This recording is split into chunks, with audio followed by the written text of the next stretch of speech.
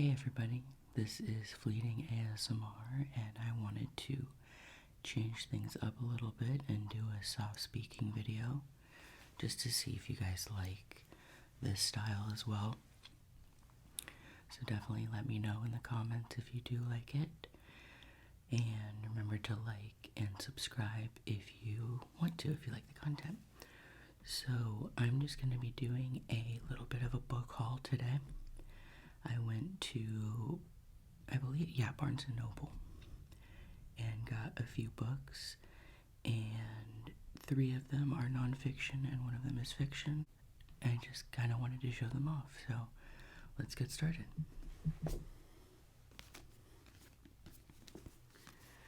I'm sure if you read it all, you've heard of this book, and by read it all, I mean read fiction.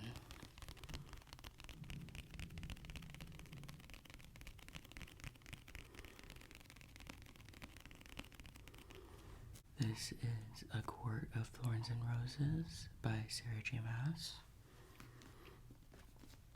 I just started reading it yesterday, and I'm about, I'd say 70% done. It's a very easy read as far as she's a great writer, so it's easy to get lost in it and want to continue reading.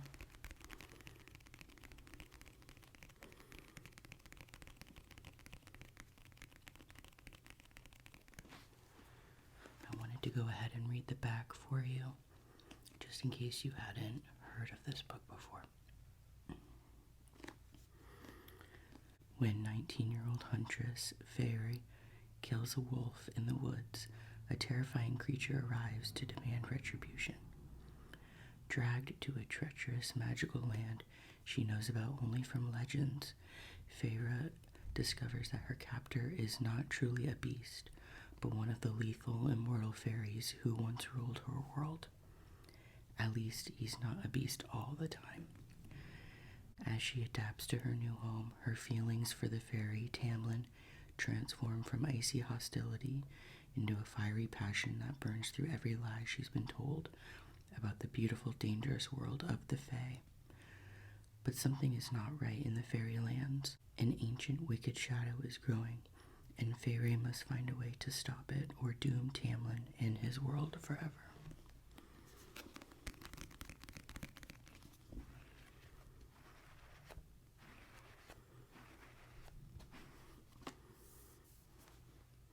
So far it is great. I know there are, I think, 5 or 6 books in this series. I'm not sure off the top of my head. I definitely recommend this book to anybody who likes fantasy.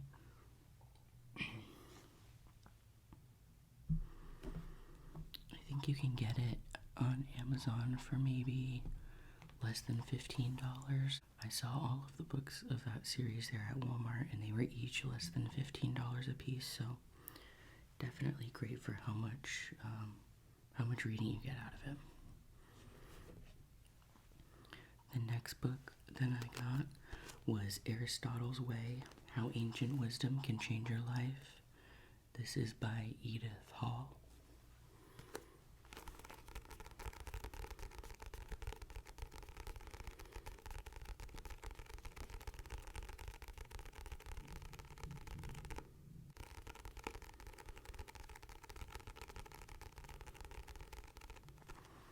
I'm gonna apologize for how many cuts this video might have. It is thundering pretty frequently outside, and I wanted to get this filmed. It rains and thunders pretty much every day in Florida now, so it's hard to pick a great time to film. I'm gonna go ahead and read the back of this for you. Like I said, this is a non-fiction book. 2,000 years ago, Aristotle wrote the most important book on happiness. The first philosopher to inquire into subjective happiness, he understood its essence more clearly than anyone since. Most important, Aristotle understood happiness as available to the vast majority of us, but only crucially if we decide to apply ourselves to its creation. In Aristotle's Way, Professor Edith Hall shows how his timeless teachings are exactly what we need today to pursue a life well lived, mixing affecting autobiographical anecdotes with the deep wealth of classical learning. Hall lays out the crux of Aristotle's thinking and distills his ancient wisdom into 10 practical and universal lessons to help us become the best version of ourselves.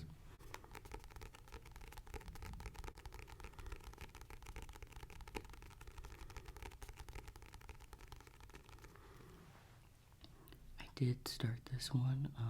I didn't get very far just because I then bought the Court of Thorns and Roses book and wanted to jump into that, but I do plan on reading this book either while I'm reading the Court of Thorns and Roses or right after.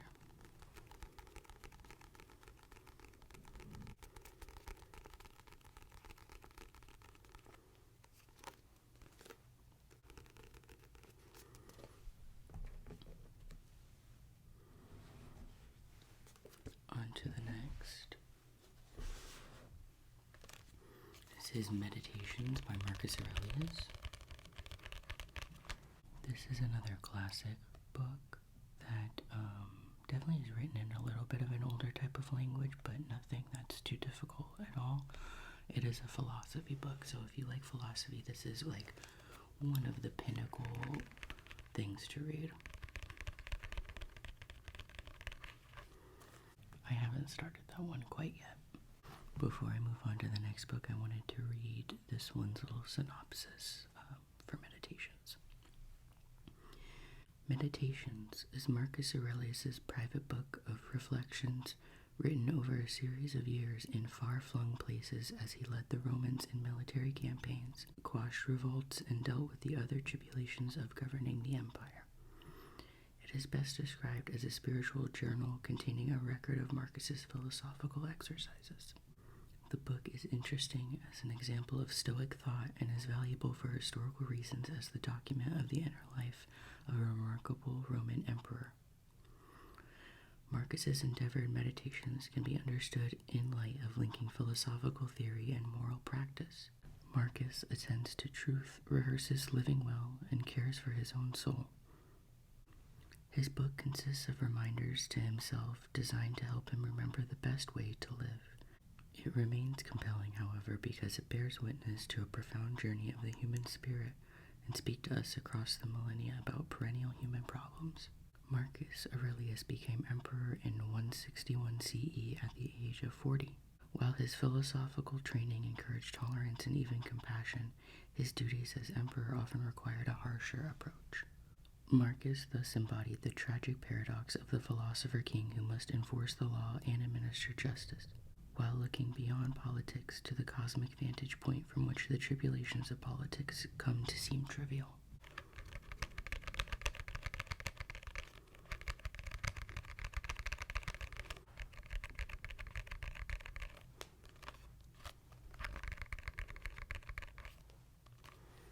Alright, and the last book that I picked up,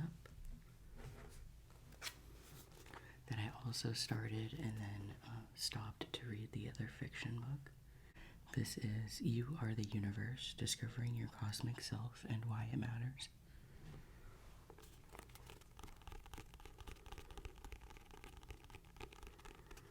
At first, I really thought this was going to be more of a self-help type book, as I usually lean towards those, but it actually talks a lot about like quantum theory, reality, different theories for our reality and things like that, which I really do like, even if it's more difficult to read than I originally intended it to be.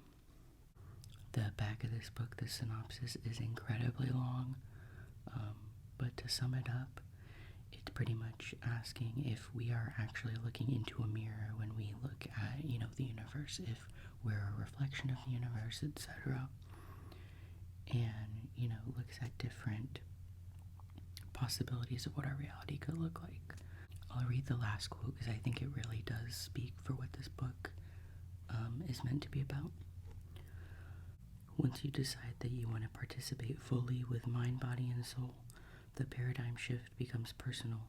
The reality you inhabit will be yours to either embrace or change. So those are the 4 books that I picked up most recently.